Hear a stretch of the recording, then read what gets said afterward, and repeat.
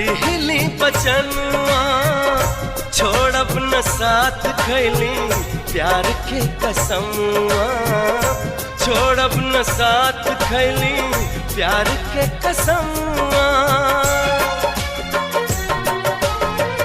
कहिले कसम से जच गईला तू, मेहंदी बन के रच गईला तू।